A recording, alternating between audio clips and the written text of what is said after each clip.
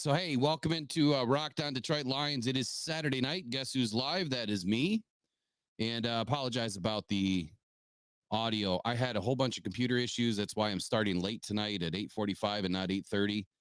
And tonight's kind of a pop-up anyway. So I had to say thank you to everybody. You pushed me over 4,000, which was a great hurdle. Low volume. We can turn that up. Give me 1 second here.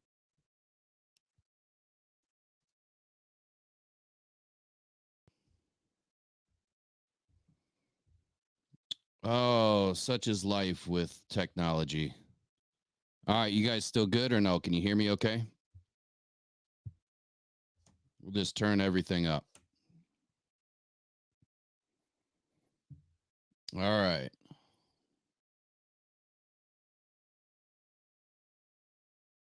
One second here. See, I got things that are Bluetooth connected for some reason. All right, that should be better. We should be good now. All right, and if it gets too loud, just let me know. So, like I was saying, you guys pushed me over 4,000, and I had to say thanks because we had some goals when we first started, and quite honestly, January of 2023 is when I got started. You guys know that I was battling some things that started February 6th, and didn't really clear out up until maybe a couple of months ago. And I'm still really not out of the woods. I'm still battling all the after effects, but it took a minute to get going. And we didn't hit YouTube until October. I mean, we always stream to YouTube, right? I mean, you can still find a lot of our videos and content on YouTube prior to October, but October we decided to kind of hit it hard. And, big thanks and shout out to Derek, because Derek helped me a lot in the beginning to get me to understand a few things and really helped get me to a point where I understood more about YouTube and what it meant. And after a lot of research and a lot of reading, here we are, and I think we're doing okay. And we've got a long way to go, but we smashed our goals. And that's, I mean, did I set them too low? I don't think so. From what I understand, like less than 10% of all YouTubes in the world won't hit 1,000 subscribers.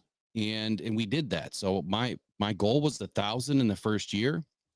And here we are at 4,000 in just over, 14 months. So big thanks to all of you guys. So I am going to do a giveaway tonight, and it's going to be completely random. And here's what it's going to be based on. It's going to be based on the chat. It's whoever's in the chat who's communicating a lot. Of course, if you guys want to send this thing above 100 likes or whatever, that would be helpful. I don't expect to get a ton of people in tonight because this is not really scheduled. It's not really our time to be on tonight. But I know that the loyal people that show up all the time will be in here. And those are going to be one lucky person out of that group is going to end up with the gift bag tonight. So I'm not going to tell you everything that I'm giving away. But first and foremost is the glasses. So I found these blenders. I love them. They kind of got the Honolulu blue look to them. So we'll be throwing in a pair of those. And I've got another special prize that I'll show you guys here in a little bit.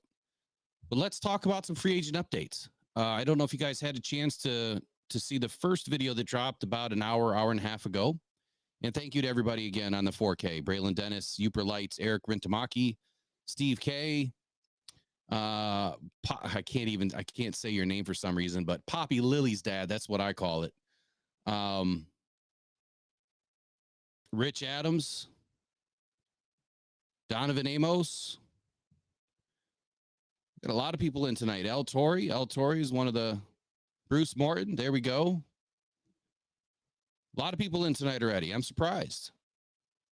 That video on Stiggers was great. I appreciate it. Now, I didn't do my audio version. Like, I did not break it down. Normally, I do a little breakdown in the beginning, and then I send it to highlights. And we'll see if YouTube wants to play and, tell me it's copyright or something like that. So I didn't want to waste the time on that video, and I wanted to do it here tonight and tell you guys what I think about Stiggers. I'm sorry, not Stiggers. What I think about McGlothern. So, and Stiggers was a great video too. McGlothern dropped about an hour or so ago. And the guy's incredible. I can't remember who told me in the chat to go ahead and do a video on him. I don't know if it might have been Brent or it could have been Robert. But whoever did, man, thank you for turning me on to him because I haven't gotten that far down the list because he's right now ranked like a UDFA. He does not look like a UDFA to me. Picked off Bryce Young too. And that was all focus. I was purely focused the way that he did that. And if you haven't had a chance, check it out. Having all sorts of computer problems today. Give me just 1 second. Such is life. New PC is in the future, that's for sure. Something that can handle all of this editing. I never expected to do all of this editing. So I didn't get I got a really cool gaming laptop for all this, but it's just not enough. Okay, so Arkansas quarterback Dwight McGlothern, 6'2", 188 pounds. Some sites have him 6'1", but I'm going to stick with 6'2", 188. And thank you, Tom Van. He says, I'm enjoying your content, Will. Really appreciate it. El Tori says he looked impressive. Streams Only says how he has good stats. I don't know. But if you look at Draft Buzz or CBS, I mean, any of them, they're all over the place. Some have them 5th round. Some have them UDFA. I quite honestly think that his combine is going to be everything. And I know I've been saying that about everybody because right now it's true. You can't fully evaluate, in my opinion, unless you're an NFL franchise. You can't fully evaluate these guys until we see the combine stuff because it's not like I'm out traveling, going to all of these schools and watching game after game after game. I mean, that's what the NFL does. They have a team of scouts and it's like they just have a day pass on flights, man. And they're just going from school to school to school to school all season long. They're just on the road consistently, which is a job I would love to have someday. So we'll see in the next, 5 years or so if I'm able to do it. That'd be great.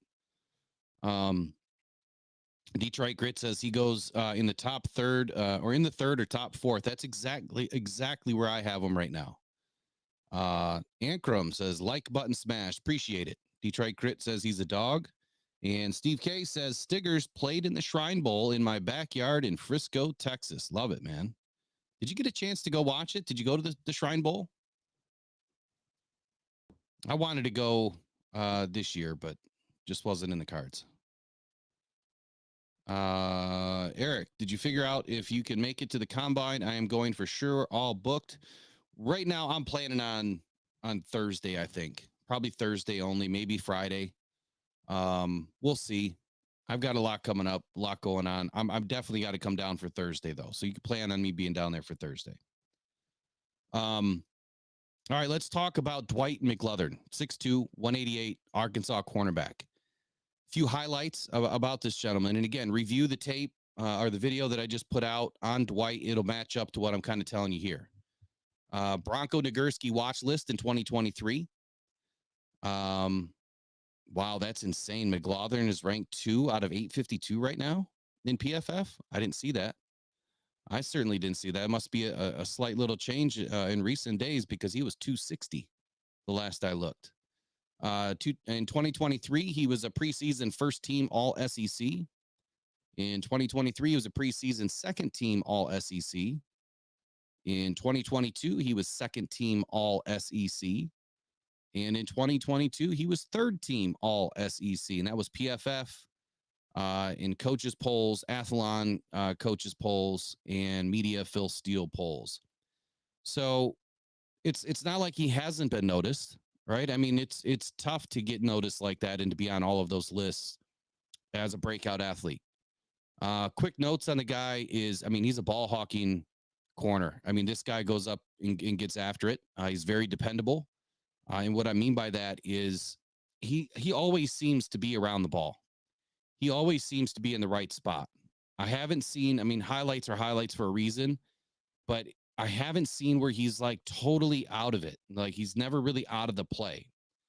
And I really believe this combine is going to highlight some of his better attributes, which is very athletic, I do believe, after watching a lot of the highlights, that he has an incredible ability to jump routes, and he has the quickness and that lateral agility and quickness to be able to jump routes and disguise himself, like he's not recognizing a play, kind of baiting the quarterback a little bit, and then he jumps it and he gets the interception. And that's what you'll see in some of those highlights.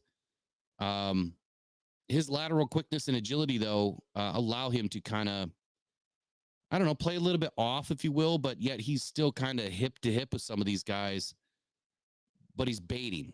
I guess I'd love to have the highlights in front of me to go through it. Maybe I'll just play it. Route recognition is top tier. Productivity is an understatement with this kid. What I love most about this guy, though, is his ability to play both inside, outside, man press, and cover. So he's not afraid to come up and get nasty inside the box either. He kind of does it all, and he's got the body to do it.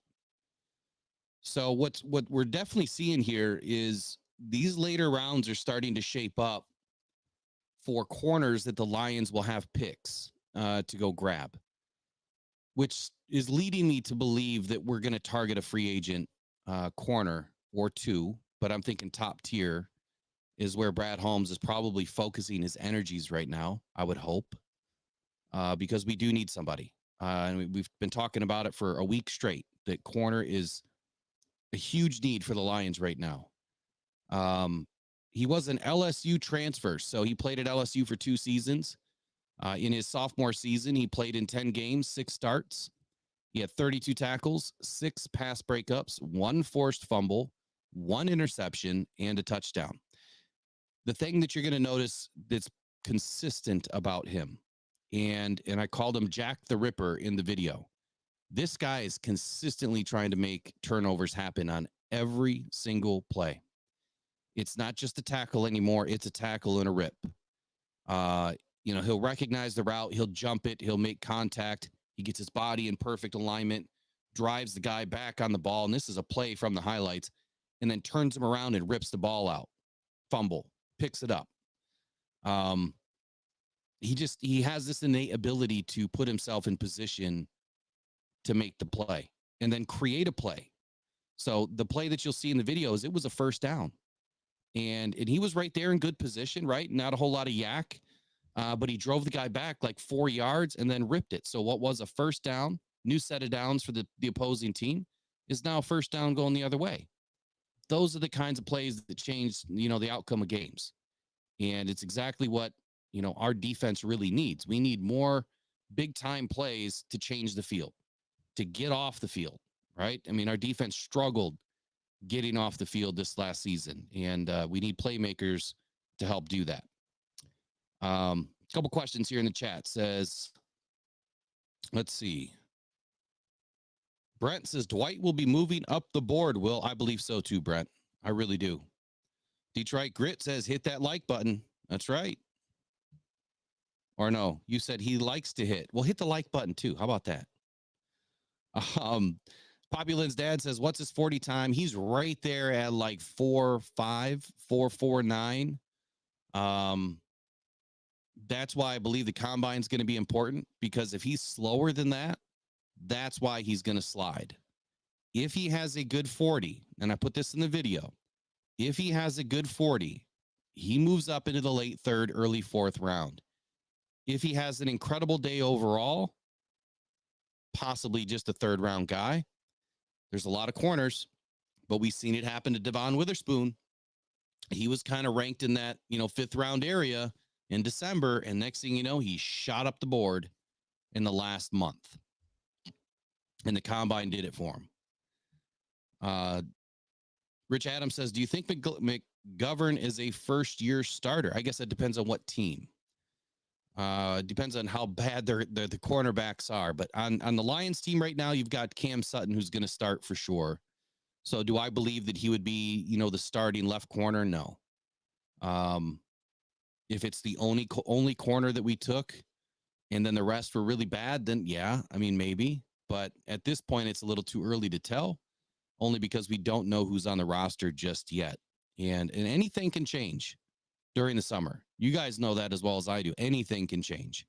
If Dan Campbell, Aaron Glenn, Brad Holmes, what's the one thing they always say? It does not matter where you were taken. It does not matter how much you were paid.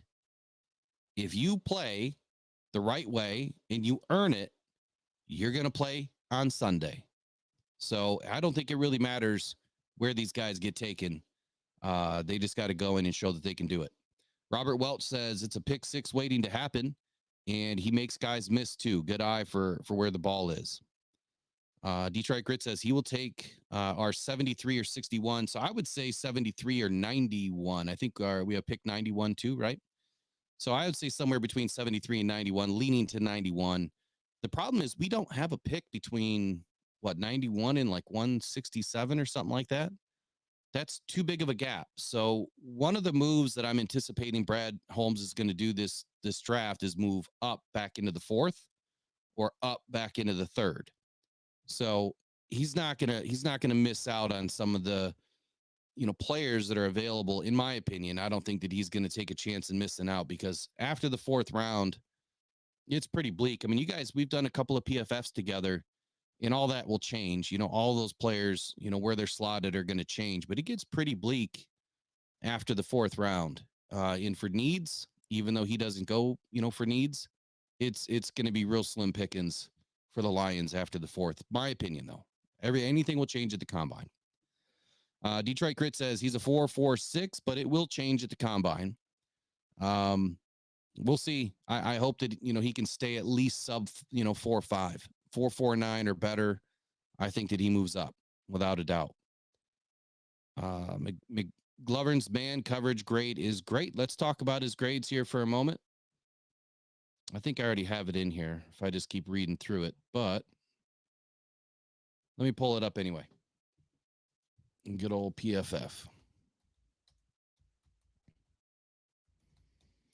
McGlothern. High praise for this guy.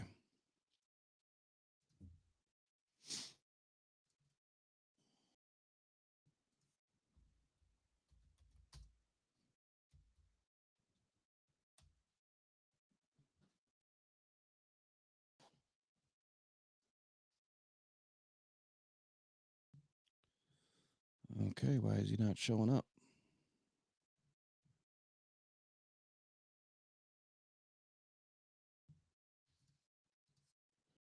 One second here.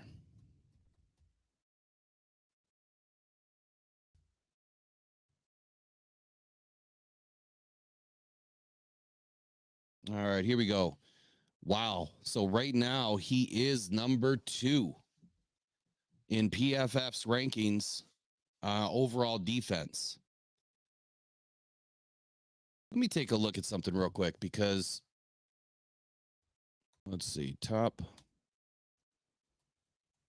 This has got to be a radical change. Now I know he's number 2 for overall defense, but I don't think he's number 2 as a ranking.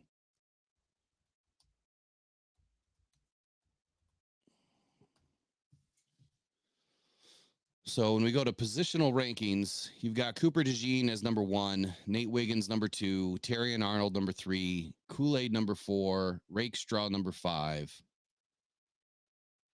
and McGlothern. See, this is what's crazy to me, is you can have this incredible of a grade, but why do you slip so badly? PFF is, they're tough to understand sometimes on how they rank people. It's never going to be a perfect science. I mean, you can rank people all day long and you're going to be wrong on a large majority of them. So according to PFF, he has now moved up to 165. So where does that put him? That puts him in the 5th round, which is what I think I mentioned in the beginning of the show, is that he's, UDFA or 5th round, somewhere in between there. But with a 91.3 overall grade, his height, his weight, he's got decent speed. And then you watch the tape on the guy, I don't see how he stays there. I really don't. Let me pull up his full draft profile, and then I'm going to pull it in with you guys. And I know we looked at it the other day too, but let me just pull it in again.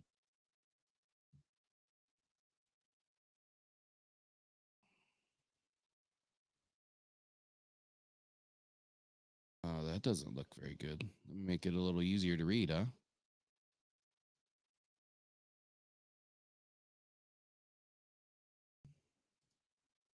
There, can you guys see that? Does that look good? Okay, so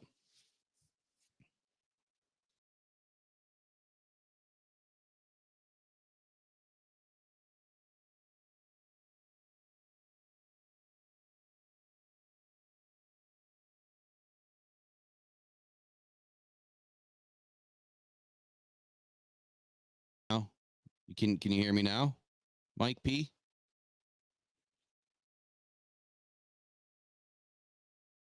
Who says that the Lions are going to draft a running back with the 6th pick? What's going on here? Can you guys hear me okay? Am I good? Can you hear me when I go off the screen? It's kind of weird. All right, here we go. So man coverage grade is an 80.3, and that's the one that really matters to me. Is I want to make sure that if the Lions are going to target somebody like this, right? I would want to make sure that he's a good man cover guy. If you're not able to play man in AG's scheme, it's going to be what we witnessed all last year. A bunch of, off man guys that are trying to play man press, and it just doesn't work. Who's this skinny big burgers talking about? Must be some sort of a troll in here. Is that what I'm seeing? Skinny big burger must be some sort of a troll. He's not a Lions fan, but hey, thanks for watching the video tonight. Let me get him out of here real quick, huh? Give me 1 second.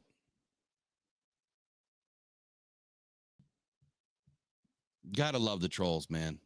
Coming over and giving us some watch time, and it's probably a Packer fan or somebody that's really upset. It's all good.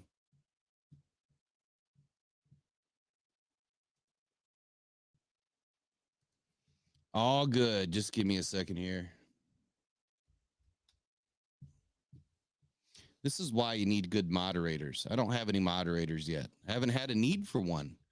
The last 2 streams, we've been getting some trolls in here. I mean, few and far between, but I guess I'm pretty lucky. Over 300 videos and never really had any problems.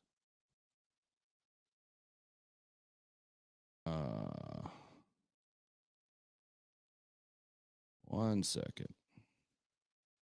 It just interrupts the flow. That's the only thing that I don't like. It interrupts the flow. We get talking about things, and then you get somebody in here that doesn't belong here. But everyone's welcome. Just don't be a jerk. If you're from another team, that's okay.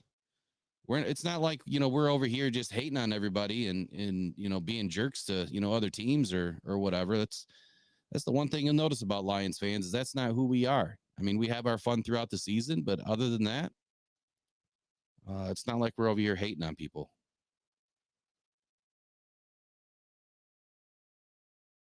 All right. Skinny Big Burger has been booted. All right. Have fun, Skinny Big Burger. Take off, buddy. We'll see you later. All right. So here we go. Let's continue talking about Mr. Dwight McGlothern. So like I was saying, the most important thing is the man coverage grade. The guy obviously has a good grade, and it's not like he's going up against inferior teams here. He's got some incredible competition that he's gone up all season long. And his zone coverage grade is even better. And that the Lions were running a lot of zone last year. In the first half of the season, it seemed like we ran a little bit more zone, but in the tail end of the season, we ran a little bit more zone. And then we went to the sub packages where we were running a lot of nickel. So it's good to have somebody that can do both. It's just which one are you going to do really well at the next level? So in 2023, he forced 5 incompletions, 1 dropped interception, only 1 missed tackle the entire season, 5 coverage stops. Average depth of target was 11.1. I'm not sure what that actually means. I don't know what that stat means. I'm going to have to research it. And somebody do me a favor and just say something real quick. For some reason, I don't see anybody in here right now. It says there's people in here, but I don't see anybody. If you look at where he lined up primarily as the outside corner. Thanks, Colin. Appreciate it. Primarily as the outside corner. He did come up with the box, and that's where he's going to get, a lot of those stops. And that's the one thing that you'll notice on the tape is he's not afraid to come up. D line, so that means he was coming up in sub packages, probably up on the line to blitz. So I'm liking where this guy lines up. Passer rating, this is another big one. Obviously, in 2021, he did not have the greatest of seasons. He was young, but it was also post, the COVID, kind of season. I mean, everyone kind of sucked. It was a bad year for everybody. But in 2022, he only allowed a 45.8 passer rating against.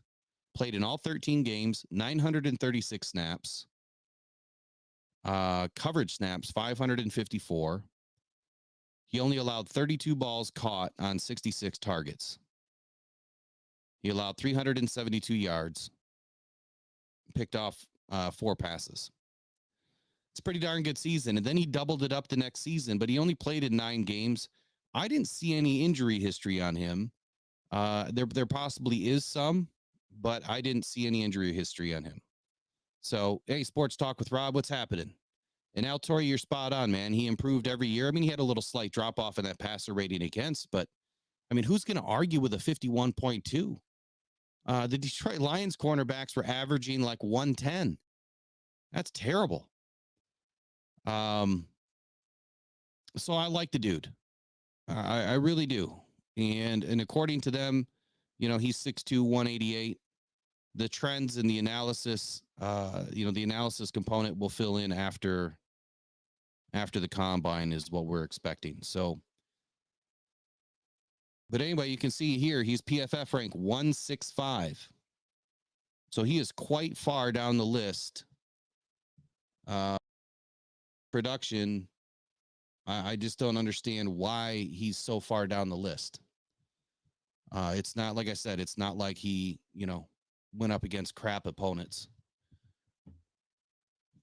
Let me finish reading my notes on him. So here's a couple of things we'll go over real quick, and then we'll move on from Dwight. So in his junior season at Arkansas, he started all 13 games at a corner. Obviously, he made an impact right away in his first season at Arkansas.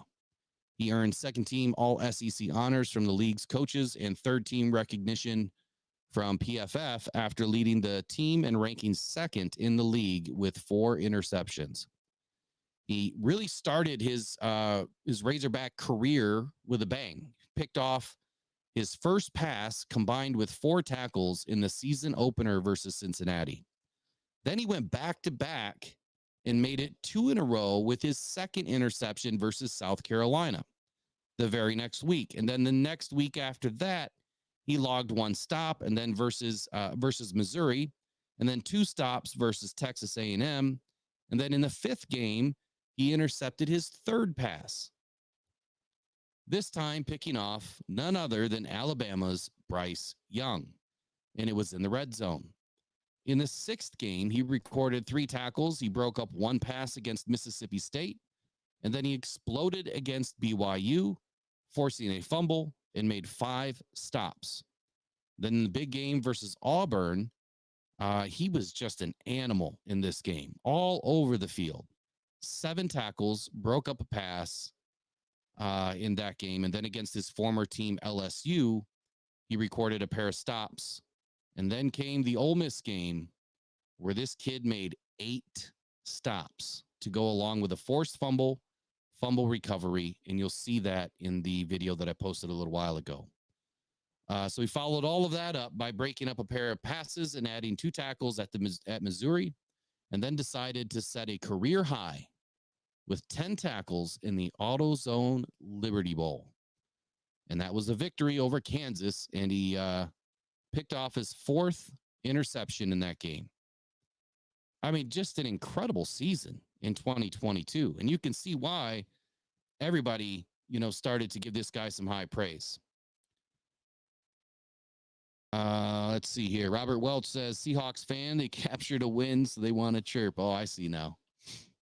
Well, he can chirp his way out of here, right? Yeah, with success comes jealousy. It's an understatement these days. How do I feel about Lassiter? I'm sure you've already answered this. No, actually, I haven't touched on Lassiter yet. And quite honestly, I don't have anything really prepared on Lassiter. So I'll make a note there, C Klaus 2-1. And the next time we jump in, or maybe if I have time to do an extra video or something, I'll do it. Quite honestly, I don't know much about Lassiter right now. Robert Welch says he definitely looks good on paper and tape. Come on, combine. Yeah, we're a week away. Not even this week. This next week. And yes, we would be able to get him without having to trade up. The issue is, maybe he trades back. Maybe Brad Holmes has to trade back to grab a couple of extra picks so that he could pick somebody up like this. And we've seen Brad Holmes do that stuff before, right? I mean, you might be in the second or third round. He'll trade back, 10, 20 slots, pick up an extra pick, later, maybe in the fifth round or the sixth round, package those up, move all the way back up. Oh, wait, that was Broderick Martin. Never mind. We don't want Brad to do that again. I'm just kidding. I'm hoping that Broderick Martin has a banger of a season. I really do. But what I'm saying is true, though. I mean, Brad he moves all over the place. If there's somebody that's slipping and he sees it, he's going to go out and get them if they're high on his list. And that's what I'm expecting with some of these players like Kamal Hayden, we'll call him DM, McGlothern. Those types of players that, if they are high on his list, he's going to make sure he moves into position to get them. And I that's what I really believe. And Walter Carroll, what's up? I see your message in here. Mike P says, this is crazy, Will. I keep getting kicked out and then it starts off. I don't know why it's doing that. So right now I'm showing like 0 people in the stream, even though I know there's people in the stream. It's kind of weird. I don't know. Maybe it's the solar flares again. There's been a lot of issues with solar flares. I guess the AT&T was out for days. But I guess it's a real thing. It's happening. So we'll just have to see how it affects, the internet. I've had nothing but issues today with anything, technological. So, well, if it's internet based, I've had nothing but problems. Who's Hunter? We talk about Daniil Hunter. Yeah, I'd love to see Daniil Hunter come too. I mean, it's a big money thing. But I do believe that, Daniil Hunter would be a great addition to the Detroit Lions because he's also bringing the knowledge of the NFC North with him. So I do love those kinds of people, those kind of moves. So Scotland report strengths on Mr. McGlothern. He's a very fluid mover, decent speed. Like I said, I want to see that speed stay where it's reported or jump up just a little bit. And his length really allows him to cover effectively downfield. All right, thanks, Eric. I appreciate it. C. Klaus, do you have your PC plugged into Ethernet? Yes, I do. Yep. Very savvy cover skills. I mean, this guy has the ability to recognize and anticipate routes. He understands what's coming, and he has very good ball skills. Yes, great perception there, Robert. Very sticky, hip to hip. He's a mirror kind of guy. He's going to image whoever he's attached to. His ball skills are very good. He tracks the ball very well downfield, and he has the hands and the coordination to come away with interceptions or, to swat the ball away. Even though that he hasn't been targeted as often as you would want to see, he's making a ton of plays. And that's what that high, level of productivity is. Think of James Houston, right? In his rookie season, he didn't have 15 snaps, but he had like 4 sacks. It was crazy. That's a very high upside on production versus the amount of time that he was in the game. You can kind of apply that same, thinking to this situation where he may not be getting targeted a ton, but he's making a big time, presence known with his productivity on the field, whether it's swatting the ball, forcing a fumble, picking it off, defending the pass, whatever it is. Very tall frame. He's got really good really good long arms, which is what we like to see as a corner. And he can match, so he can match just about any wide receiver out there. Very powerful hands, straight line speed, and he's got decent fluidity in his hips. And I think that's another one that I'm looking forward to at the combine is I want to see how quick he can get in and out of the breaks. But he does turn and chase downfield, pretty easily. But it's going to be a little bit different at the next level. You're those microseconds, turn into bigger things in the NFL than it does at the college level. He can get a jump, on the line of scrimmage and deliver a solid punch early in the routes, where he recognizes the player, he'll recognize the route. And as Robert said, I mean, he sticks right to him, and that's where he's able to do his best work. He's got the quickness to shadow or mirror, whatever, term you like to use. And he can back off and backpedal pretty quickly, which is something that's going to be needed at the next level as well. Brent, yeah, I don't remember who turned me on to Dwight here, but it was one of you guys, and I felt obligated to make sure that I did something for you. Who, I appreciate everybody that sends me, messages or emails and wants to cover this or that. And I will apologize. I do forget about some of them, or they get lost in the shuffle and I can't get them all done, but I'll keep doing the best job I can. That's why I'm looking to hire some people to give me some help. So he shows good instincts when facing the action in his zone coverage, and he has solid ball skills, like I've said a few times. So look, this guy is, ripe to take in the third round if he has a good combine. I think that, I wouldn't be mad at the pick. But right now he's, fifth round grade, potential to be a UDFA. And I'll tell you right now, if he slips out of this draft, I can't imagine a day where Brad Holmes doesn't sign this guy to a UDFA contract. But right now we're banking on the combine. We'll see what happens. Why did Dwight only have 382 snaps last year? I'm not real sure. Let me see what I can find for you right now. But he only played in 9 games.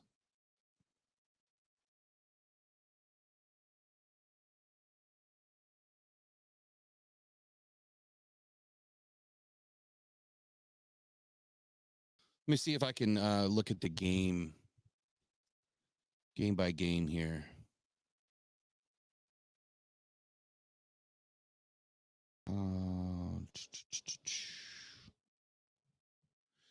Well, maybe not. Take a look at his injury history real quick. See if there's anything there.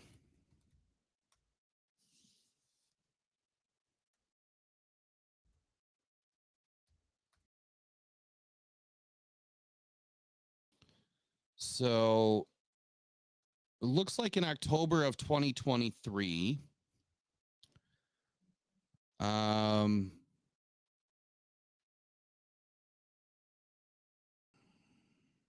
gotta love pop-ups.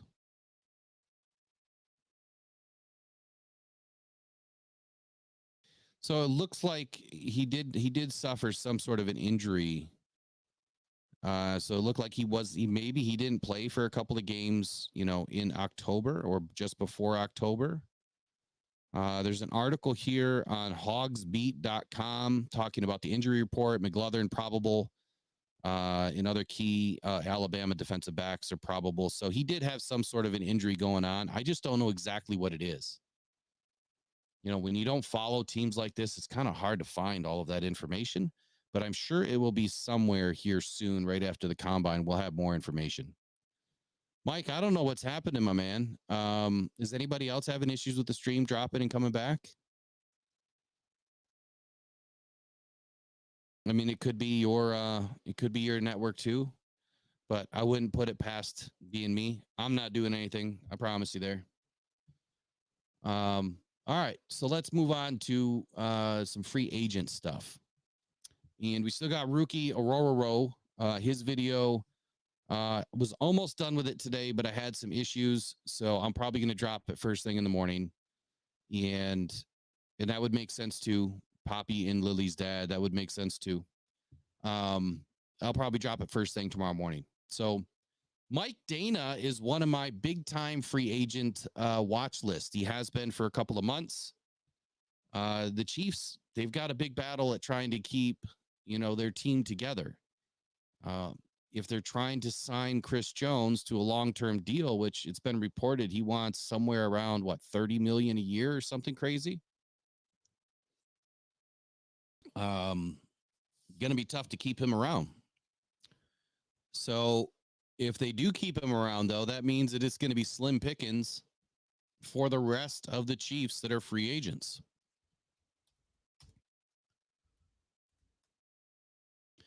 So if we take a look at the Chiefs salary cap right now, they are, everything's loading slow today too. And I've got terabit internet, like 980 down and 40 up. So it's usually zooming for me.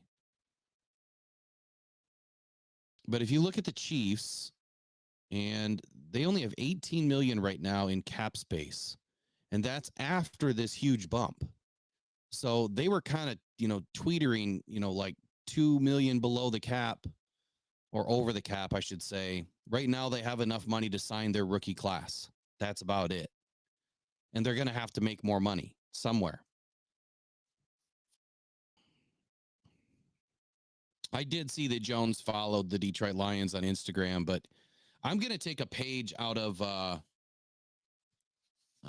Justin Fields' statement the other day when he was on the St. Brown Brothers podcast. Why do people make such a big deal out of social media, he says. So I unfollowed him. I'm going on vacation. I don't want to have any issues, he said. I think we all know there's something to it, but I don't think that there's much to Chris Jones maybe following the Lions, because we've seen plenty of players follow the Lions and nothing happens. So we'll see. I mean, we'll keep an eye on it, but again, then you're looking at paying Chris Jones $30 million a year. How on earth would the Lions pull that off? Who unfollowed the Lions, Donovan? Who are we talking about?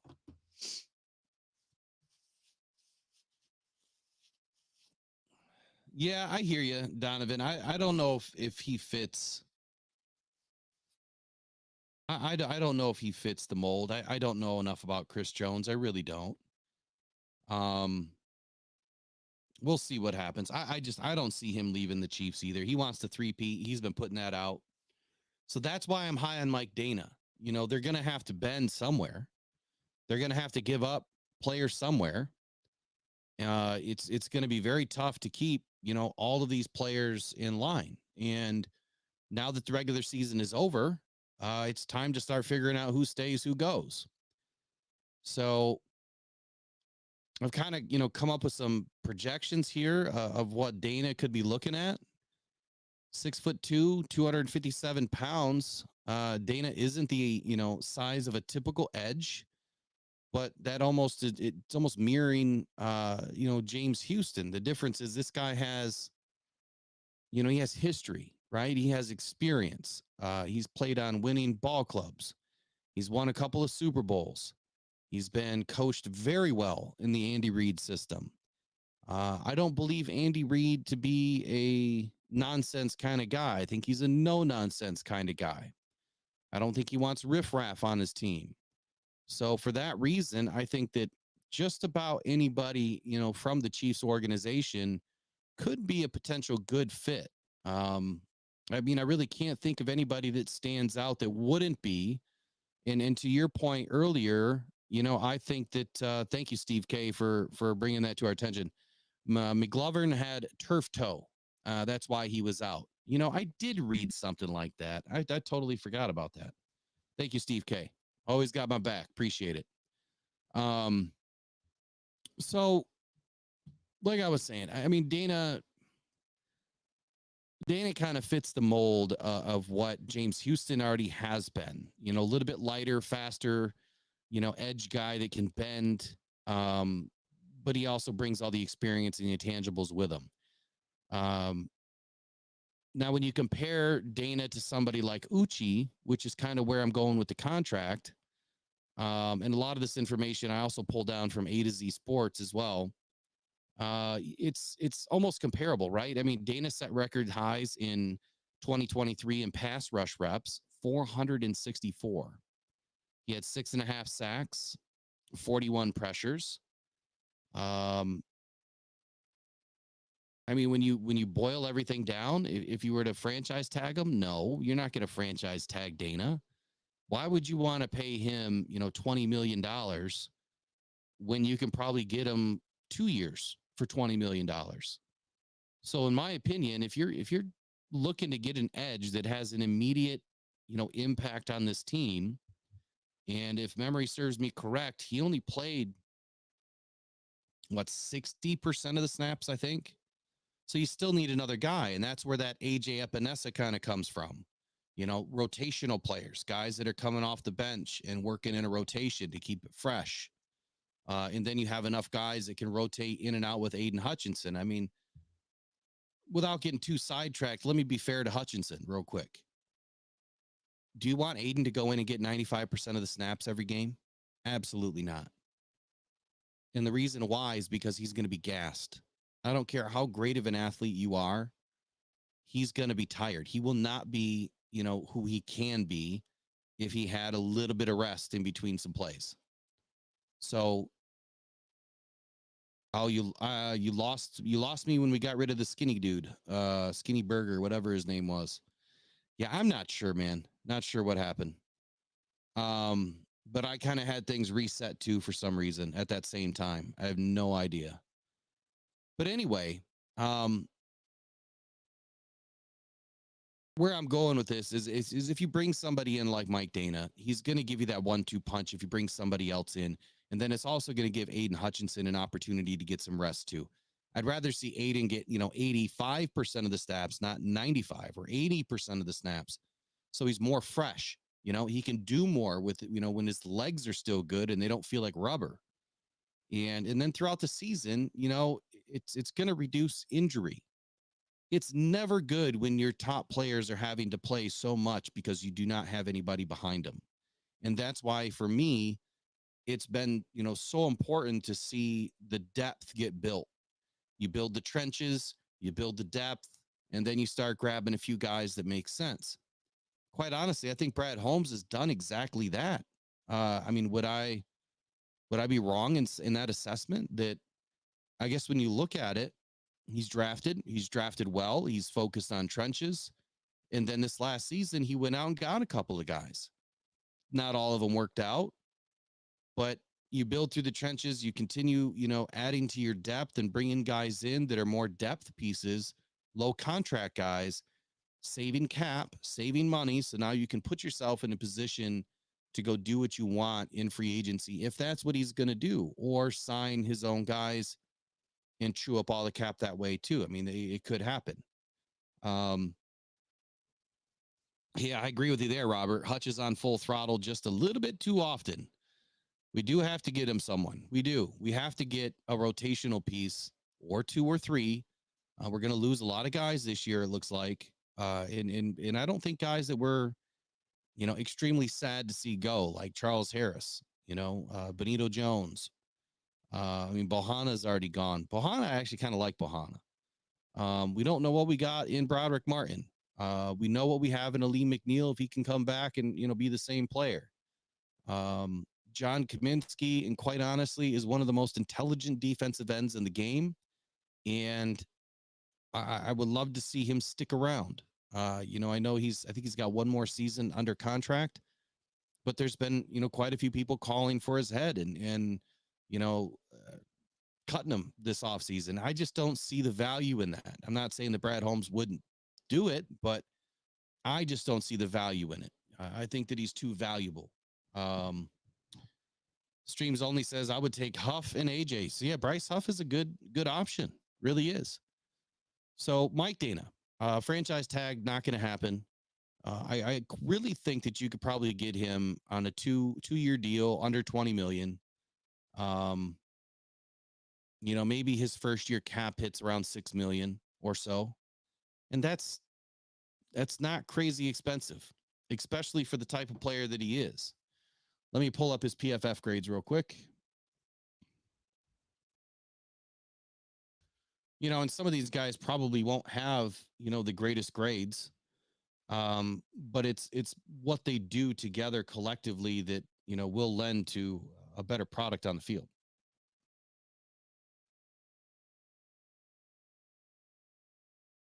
Give me 1 second here. Mike Danna, there you are.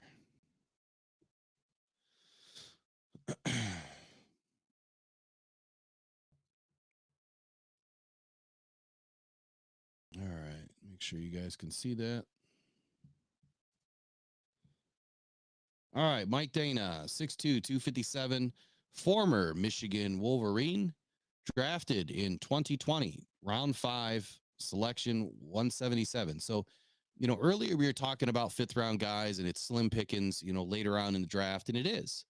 This is going to be a guy that, you know, he slipped, right? He did great production, I believe, for Michigan. But he's a guy that slipped. And I don't remember the 2020 draft. I mean, you're talking COVID years and all that stuff, you know, shortly after that. I mean, it was a giant mess in 2021. And so, you know, drafts were kind of weird. If we're just now finally getting to a point where the players that had to deal with COVID are finally, you know, back to themselves again. And what I mean by that is they missed out on a lot. They missed out on all of that, you know, training and everything that they did in person. You can't be a football player over the internet. I'm sorry. You just can't. There's only so many Zoom meetings you can sit in. And I don't think Mike Danna obviously went through that, but in his first year in the pros, he did. So he kind of missed out on all that one-on-one stuff. And, you know, just like I said about Okuda the other day, he did not benefit from having a good, solid veteran above him to help teach him. Well, Mike Danna had to enter the league going through, you know, Zoom meetings. So who's to say that this guy's ceiling has been reached already? I don't think that it has. And you get him into the right system with the right people. And I think that the sky could be the limit for him right now. I'm not saying that he's going to bust out and get 20 sacks, but I do believe that he can be a very valuable piece, you know, lined up across from Aiden Hutchinson. And in a rotational situation, you know, with another guy, you know, similar status, you know, I don't know that we really need a big, powerful defensive end right now. I think that I would much rather see that happen, you know, as a defensive tackle, so we can get the pressure from the middle of the defense. So Mike Danna had 34 tackles, 10 assists, 8 sacks in 2023. Did not force any fumbles. Graded out 67 overall. Run defense 63. Pass rush 61. So for having 8 sacks, pretty darn good. Pretty good, you know, pretty good season, but did not have the greatest of grades. And shout out to you, Robert Welch, for your super chat of $5. Question from him says, Owen Culver, first time in the chat, asks, would you be disappointed in not going with the defensive end or cornerback first? Here, let me throw that up.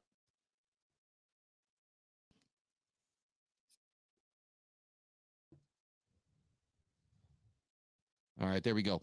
So Owen Culver, first time in the chat, asks, would you be disappointed in not going with a defensive end or... Amon-Ra St. Brown, first down! That's gonna do it! That's gonna do it! That's gonna do it! Jared Goff delivers against his former team! Now all they have to do is take a knee 3 times, and this game will be over! Did you guys hear that okay? Did it come through the Dan Miller call for the $5 super chat? I'm hoping it's working. We're trying to work out the kinks. So, Robert, I guess to clarify this question, are we talking draft or are we talking free agency? If we're talking draft, I would tell you that I'm not going to be disappointed that we don't take a defensive end or cornerback first. And oh, it's super loud. Okay, I'll fix that.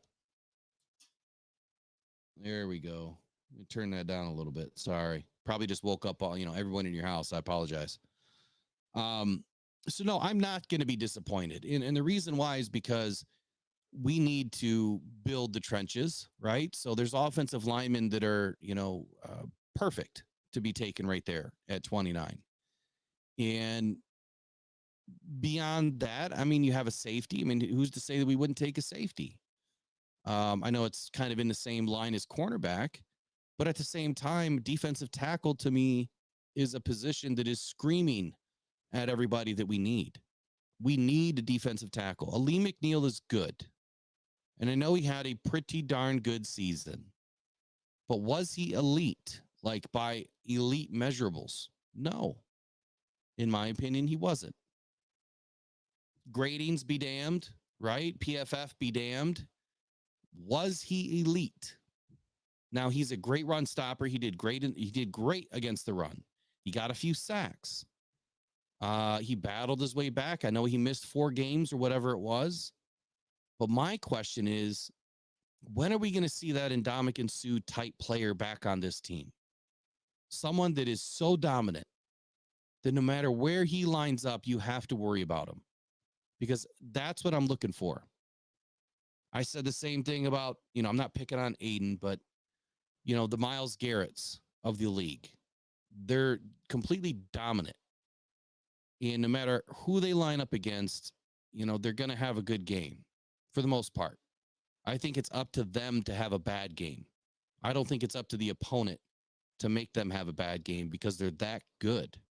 And Ndamukong Suh, I mean, there's nobody that could stop him in his prime. I think that if he was having a bad game, it was his fault.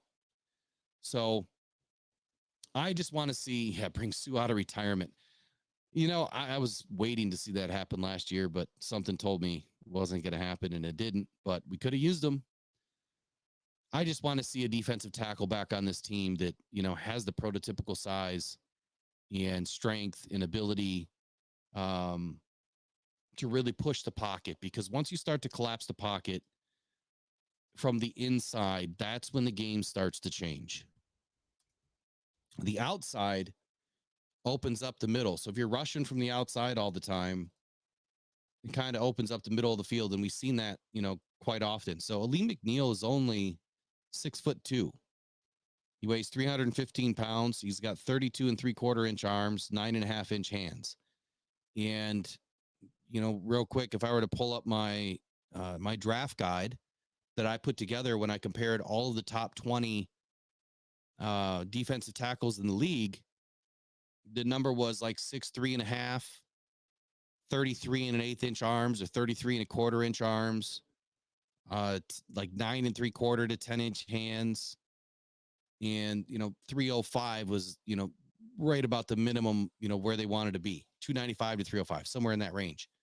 So he's, right on the edge. But 6'4" is what I'm looking for, not 6'2". I want to see 6'4", someone that has, big reach, good wingspan, heavier in the bottom than you are up top. I don't want to see guys get pushed around. Like if you look at Broderick Martin and what he did last season, he got pushed around. And that was one of the biggest knocks on him, was that he was top heavy. And if you get up underneath his pads, you can push him around like he's a toothpick. And it happened. And I want to say it was the Raiders game that he got in. He got pushed around all over the place. The center for the Raiders made him look pretty stupid at times. So, nope, I believe that too, Steve K. Aiden is not in his prime yet. It's going to be great to watch when he does. I believe the same thing. When he gets somebody, opposite him or next to him that can help him work, Aiden's going to explode. That's when we're going to see Aiden do his thing. All right, so where was I going with all this? Mike Danna is where I was going. A few more things about him on his grades. Let me pull up the rest of his grades. And let's take a look at some of his individual games here. So up against a top tier offensive line in Detroit. Now, Mike Danna did not have a great game. He also did not have Chris Jones. There was a couple of other guys. Demigod 313, what's happening? Demigod 313 also. Demigod 313, my bad. Mike Danna did not have a full complement of defensive players in that game. There was a few injuries. So he wasn't going to have a good game. And you're going up against a top tier offensive line who was actually healthy in the first game and together. So he didn't have a great game at all. Jacksonville didn't have a great game. Chicago didn't have a great game. I mean, a lot of these games he didn't have a great game. Chargers 83.3, rush defense 87.5. Raiders, I mean, I don't know just about anybody who didn't have a good game against the Raiders. Buffalo's pretty tough offensive line, had a good game. New England, I'm not so sure on their offensive line. So his grades don't pop off, at you. But again, for the price that you're able to get him in the right scheme, the right coaching staff, I believe that there's something to be had here with Mike Danna. So be on the lookout for, somebody like him to get an opportunity to join the Detroit Lions. It's a realistic ad. It's a realistic option. And then last on the list tonight is L'Jarius Sneed. Let me pull him up. And then I'm going to do the drawing right after that. Okay, so the Lions we know need a top tier corner. Wow, so it only showed the community post and show it's going live. That's interesting. Make sure you check your notification levels too. I've been reminding people of that the last couple of weeks, that I had to go in and fix every single one of mine because they were all turned to personalized or something crazy. Poppy and Lily's dad says he loves the O-line at 29. Defensive tackle, I could see it happening, and I could see offensive line happening there too, without a doubt. What are my thoughts on Bryce Huff from the Jets, Mike P? I think he's interesting, and I think that I'll go over him in my next live, which will be tomorrow night at 8:30. I know I'm doing a lot of them, but I'm trying to get out as much information as I can and keep it as relevant as I can. But tonight I had to do the drawing, so I'll do Bryce Huff tomorrow. I'll make a note on it. We'll do the same thing like we're doing right now. We'll talk about it live. I bring it all up live. I didn't really prepare, anything for L'Jarius Sneed either. But let's just take a look at the Pro Football Network rumors on L'Jarius Sneed and see what everyone's talking about. NFL stats. Sneed has 303 tackles, 6.5 sacks, 4 forced fumbles, 3 fumbles recovered, and 10 interceptions with 40 pass deflections. And he was named to the PFWA All-Rookie team in 2020. So he's young, right? He's young. He's played rock solid. I can't imagine that the Chiefs are going to want to let this guy walk. The biggest question is, how much is it going to take to get him in-house or keep him?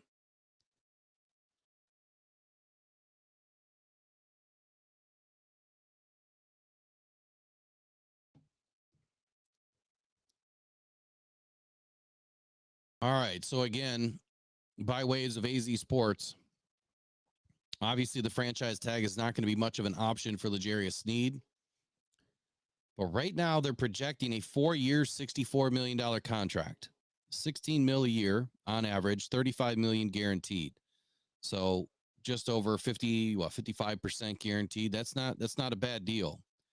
With a 1-year cap hit of $8.25 million to start in year 1. So there it is, $16 million a year. Do you guys believe? Yeah, I like T-Sweat too, Brent. But do you guys believe that the Lions could pull this in at $16 million a year? L'Jarius Sneed? Do you think it could be done? Do you think the Chiefs are going to walk away from L'Jarius Sneed at $16 million a year? I think that they're going to have to if they retain Chris Jones.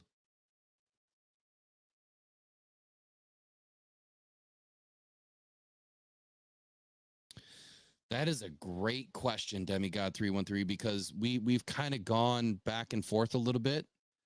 Let me finish the show with that. Let me finish the show with that because Sneed's going to be quick.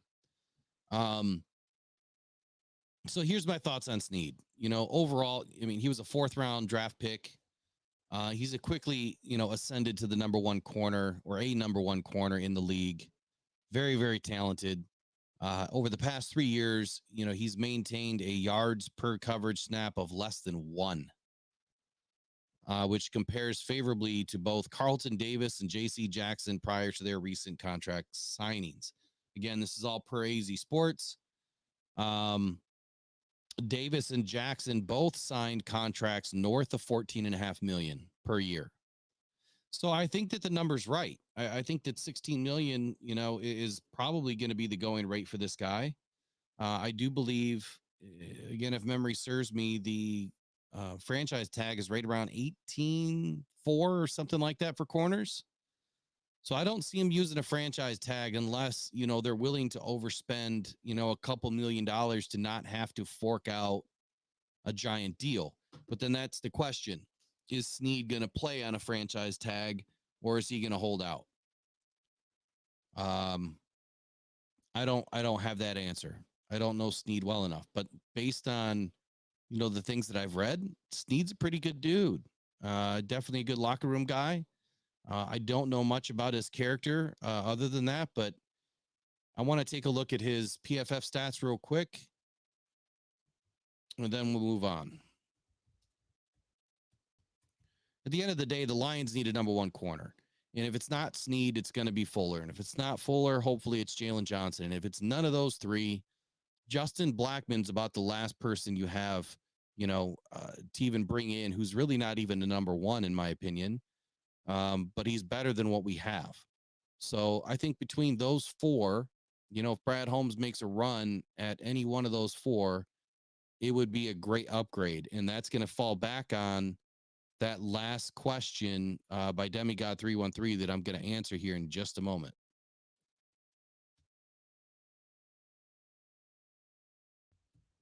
Because it's a tough one. It's a tough question. It really is. Every other week, it seems like you kind of go back and forth when things change. I mean, it's the ebb and flows of the off season. So, one day it's Monday, you got a certain set of information, and by Friday, it's all changed. And just like next week, we got the combine. Everything that we've been talking about is probably all going to change unless I did my homework right. And the guys that I've been putting out already that I think are going to be, the top 10 sleepers, we'll see what happens. I think I still have 4 or 5 more to put out before the combine because I'm putting my sleepers out before the combine, and we'll see what happens. So, L'Jarius Sneed, let me put this up on the screen for us here.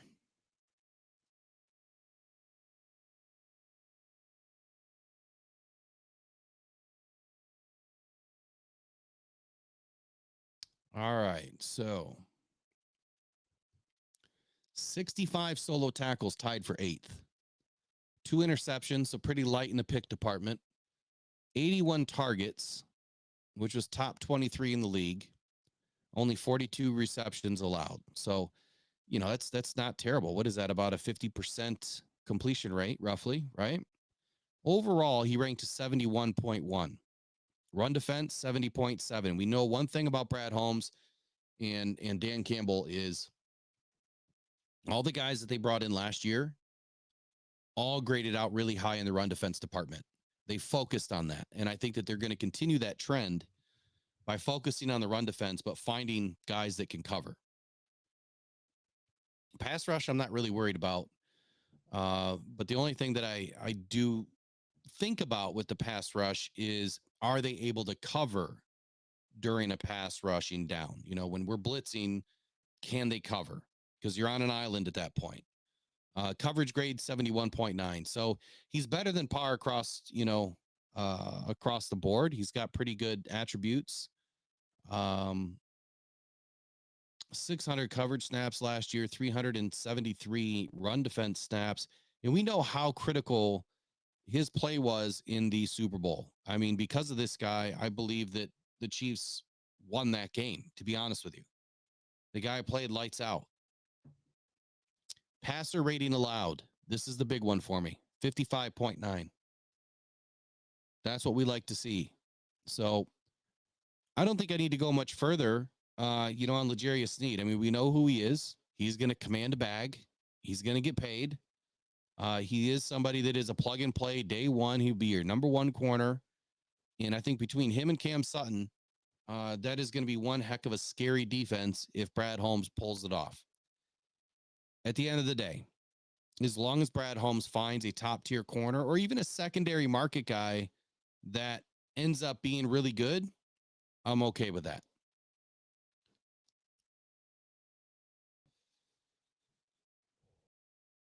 That's a good question too. So Peter's question is, I can see going after Chiefs players for Super Bowl experience, but what about good players coming from bad teams? How thirsty are they going to be like Kendall Fuller? Yeah, I like Kendall Fuller too. I just didn't want to go over him tonight. I'll save him probably for tomorrow. We'll do Kendall Fuller tomorrow. We'll do Bryce Huff tomorrow. Do one of each, right? One in front, one in the back. If you notice, I'm not doing much about the offense yet. Draft wise, I have, but as far as the, free agents, I'm not focusing on the offense right now. There's a couple of guys for the offensive line that I like, and we'll see again. The combine is going to command a lot of what's going to happen in free agency. It really will. So let me go back to the question by Demigod 313, because this is an excellent question. Not to say the rest of them haven't been great. They have been, but I like this question. It says, hey, Will, do you honestly think Brad Holmes might spend a bag on at least one player, or do you see Brad adding depth and making them compete to save even more money for next season? The money part of it, I don't think that we're going to have much left no matter what happens this year.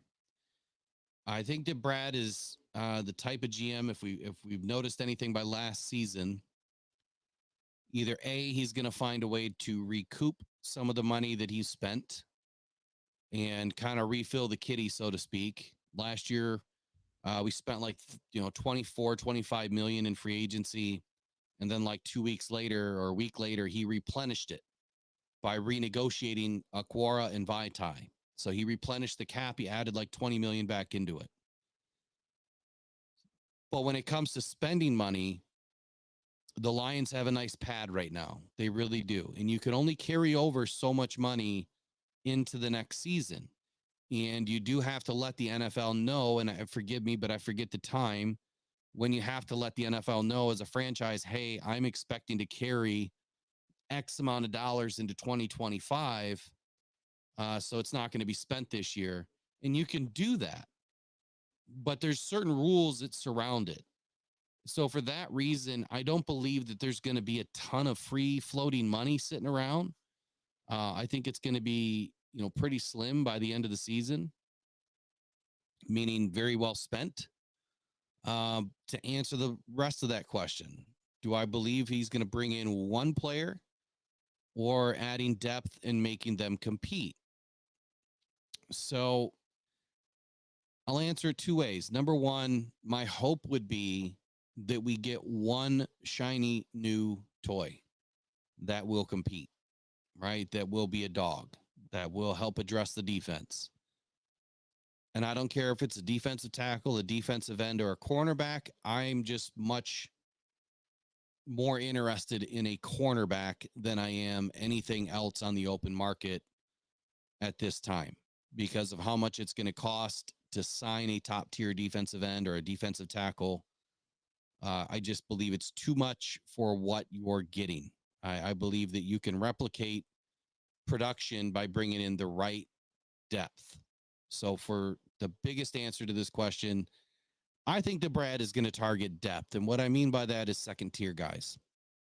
AJ Epinesa, and I know I say his name a lot, but he is a second to third tier guy, money wise, but he's definitely a second tier guy when it comes to production. But he could inch his way up to being a top tier guy in the right system. So I think that if you target a couple, of guys like a Bryce Huff, right, and AJ Epinesa, you're going to have a much easier time at rounding out the depth which we know that you can live by your depth. You're only as good as your depth. When the starters come out, if you put a bunch of trash in, you're going to get trash results.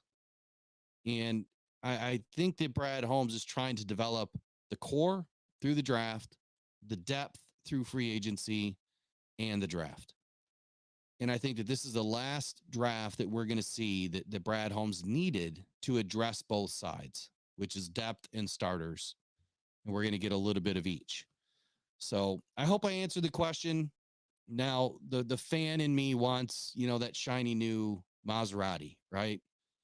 But the realistic side of me, the analytical side of me would say, I'm good getting a couple of Yukons, versus, Tesla truck or something. You know what I mean? If you understand the analogy there, we just need a couple of upgrades, and they don't need to be $20 million upgrades. We already have a $25 million Monroe St. Brown. We already have a $50 million Jared Goff. We have a $25 million Penei Sewell. In the next 2 seasons, we're going to have, a $25 million Aiden Hutchinson if that happens.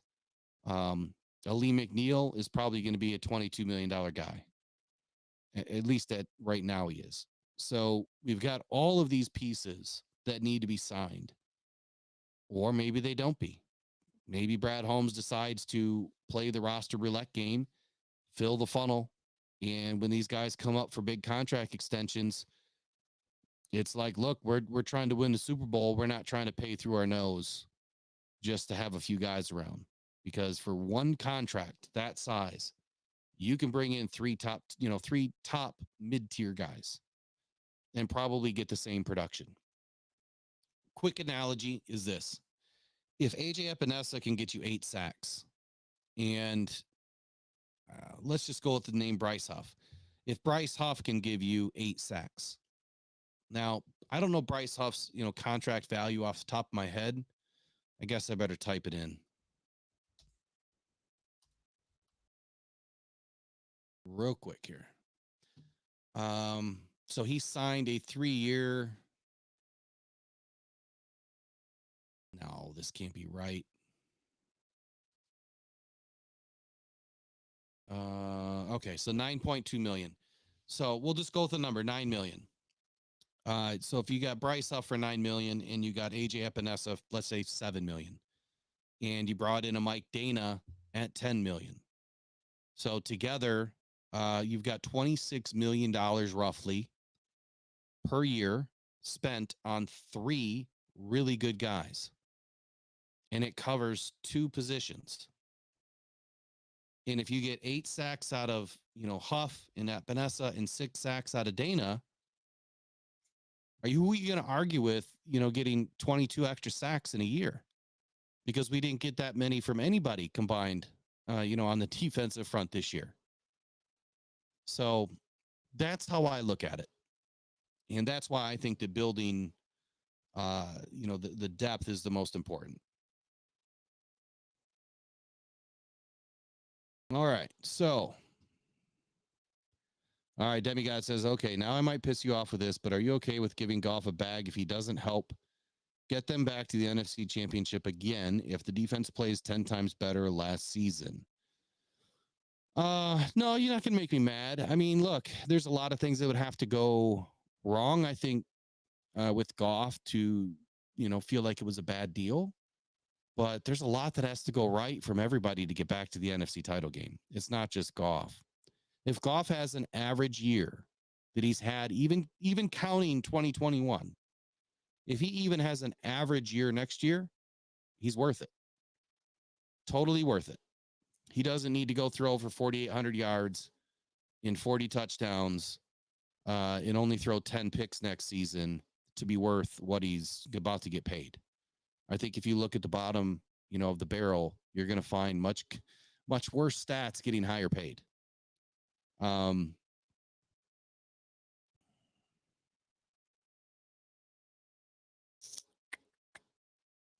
lot of questions or a lot of chat in here. I need to wind it back just a minute. Poppy says, even with the big bump in the team cap, KC will have trouble keeping both Jones and Sneed unless they cut elsewhere. Good point. Steve K, all starts in the trenches. I believe so too. Polar Bear, that's a new name. If Brad Holmes doesn't sign a top free agent cornerback or trade for an elite cornerback, he gets an F for the offseason from me. I'll be sure to let Brad know that, and you probably should too. Go ahead and send him some fan mail to Allen Park and let him know what you think. I think we should all do that. Honestly, we should all send him a letter on the same day, telling him what we want, our wants and our wishes, right? Brad, you got to do this or else. Polar Bear said so. Love the name, by the way. Demigod 313 says we also got to take into account that Sneed will command the bag, but he may be patient. He may be patient enough to take a pay cut because they have Patrick Mahomes, not even in his prime yet. I think Patrick's in his prime, quite honestly. He's been around the league since what, 2017? Yeah, Sneed, I don't know if he's going to take a pay cut, man. I mean, 2 Super Bowls. He's worth what he's worth. It's 16 million a year, whatever it was. I don't think that's a bad number. I don't think it is at all. Demigod 303 says, damn, well, question. How the hell did the Chicago Bears get so much cap space after all those signings? They had a ton of cap space, and they're about to get a lot more when they release Justin Fields. Because if they trade him. I'd have to go back and look, but yeah, they had crazy amount of money last year. Vincent Some says, what do you think of the new draft I did last night? Here, let me pull it up because you know what? I totally didn't look. Not even gonna kid you, dude. I totally forgot. I'm gonna blame it on the solar flares. Okay. Let me just have my excuse for the night. I'm just kidding. All right, Somi's. He sent me quite a few of them here. Let's look at the one at 1:07 in the morning. All right. Let me share this on the screen if you don't mind here. All right. So this is a little small. Why can't I read it?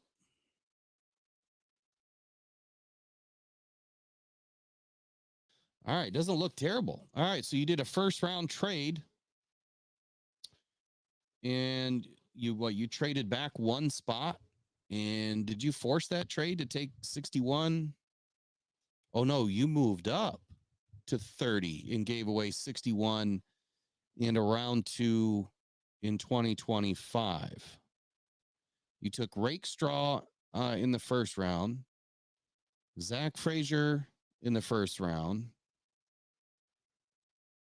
And then you did another giant trade with San Fran. I don't see San Fran trading with us, quite honestly.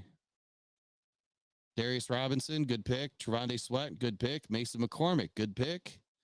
Dominic Pooney, I was high on. I mean, I'm okay with him. Joshua Cephas, I don't know enough about him, and if he's related to the other Cephas that we used to have, not interested in him. Just kidding. I'd have to go watch some tape on the guy. But Olapido or Oladapo, he's not terrible. He's actually pretty decent. So pretty good draft, man. You hit a lot of the corners. You hit a lot of the needs, cornerback, center, edge, D-line, guard, tackle, wide receiver, safety. You hit everything. So yeah, pretty good. Let's look at one more. The real question is ask the people in chat what they think because they're the critics. Same thing here. You've got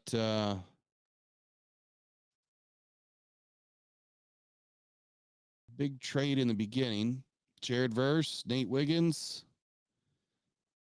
And then it gets a little slim after that. I don't know who Sumatia is or Christian Boyd, Cephas, Cohen.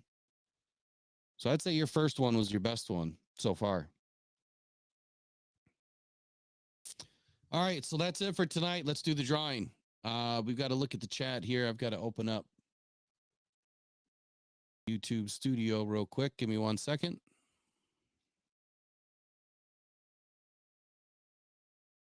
And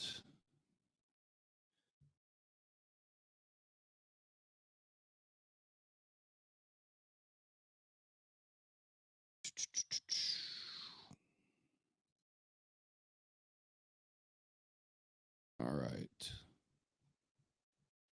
So here's what I'm going to do. I'm going to get my phone out and I'm going to go ahead and put some numbers in this wheel drawing thing that I have. And I think there's a way to do it. Once I get this new software figured out, there's a way to do it right online, like right with everybody. Where's my app?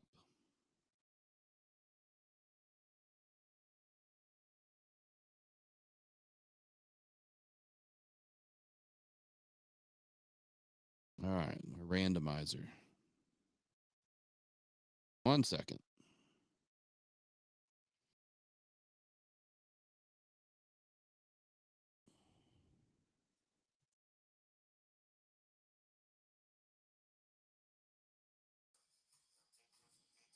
This randomizer has ads. It is so funny.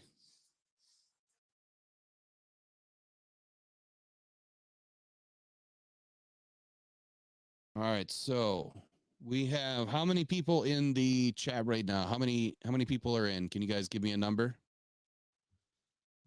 Mike P, I appreciate it, man. We try to do good over here.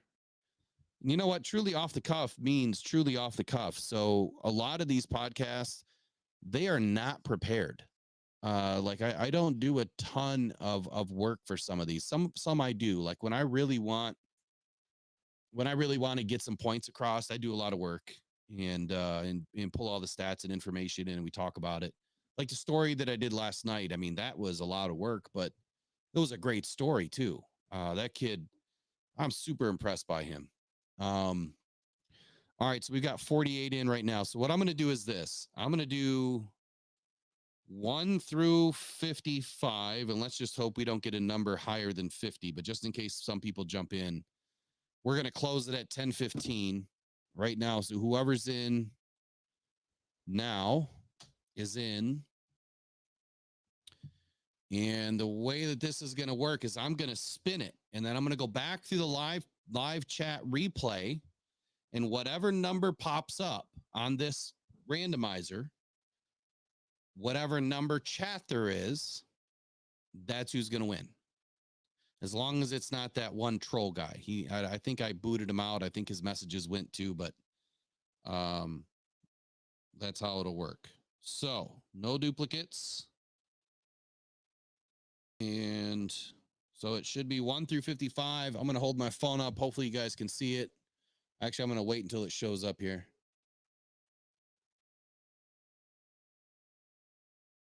All right, you guys can see it now.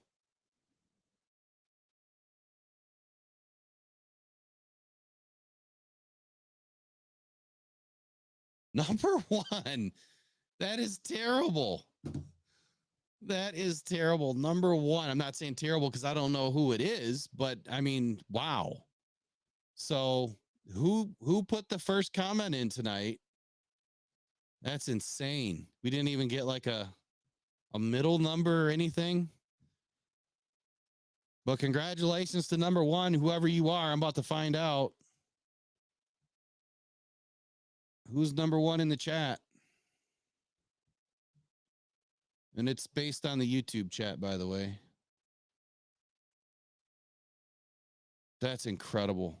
I've never seen anything like that. All right. So is it Great Lakes State, Michigan guy?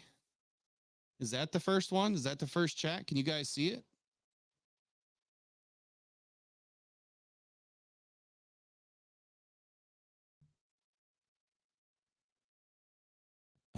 Who was number 1? I see Great Lakes State, Michigan guys, the first chat entered tonight. Maybe I don't have. Here we go. I got to put it on live chat. There we go. Looks, no, it won't go all the way back. So I think I got to end the stream. And when I do, I'm going to go back and look at the chat. And you guys should be able to see it too. When you start the stream, we'll see who the first chat was. Because right now it's not going all the way back to the very beginning. What I'm seeing is 9:42 p.m. And I know I started at like 8:45. So I've got to get all the way back to the beginning of the chat. And I guess I just don't know how to get all the way back. unless I go back and rewatch the stream. So you guys saw it live. You know that we don't have any gimmicks. So here we go. Here's what we're going to do. You're going to get a pair of blue blenders, or I mean, if you really want another color, great, but blue blenders and Barry Sanders statue. So blue blenders and a Barry Sanders replica statue is coming to whoever was number one in the chat tonight. And I would ship you a 4-pack of Honolulu Blue beer, but I don't know if that's legal. I don't know if I can do that. And you definitely got to be 21. And I know I don't advertise. These are not a sponsor. I don't condone drinking. I only bought these because it was Lions Honolulu Blue by Coppercraft.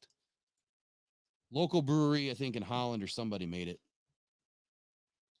But like I said, and I've been saying all season, the Lions are great for business, right? Every single company that has something to sell seems like they're trying to do something related to the Lions, even now down to beer. As you can see, that'll stay unopened until the next time I see my dad, because that's who it's for. But anyway, I appreciate you all joining me tonight. We'll be on tomorrow night. We'll try to keep it to an hour tomorrow. We'll review Bryce Huff. There was somebody else I have to review too. I didn't write it down, but I'll go back and look in the chat. And I appreciate everyone joining. So you guys make my days fun. It's always great to talk about the Detroit Lions. We got the combine here starting on Thursday, and it's going to be a good one. Everything's going to be ramping up right after that. It's going to get interesting real quick. So that's all for tonight. You guys enjoy the rest of your evening here on Saturday night. And go One Pride. Go Detroit Lions. We'll talk to you all later. Take care. Bye-bye.